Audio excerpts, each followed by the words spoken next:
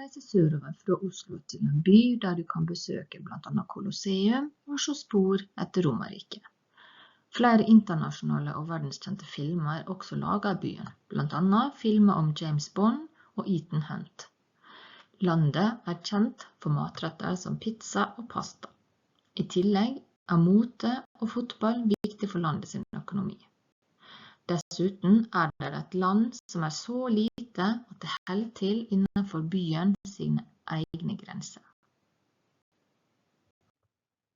Spørsmål.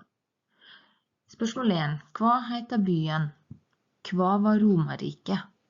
Hva er toppingen på en pizza margherita? Nevn 4 ulike pastatyper. Hva er kallenavnet på landslaget fotball? Nevn 3 luksusmerker som kommer fra landet.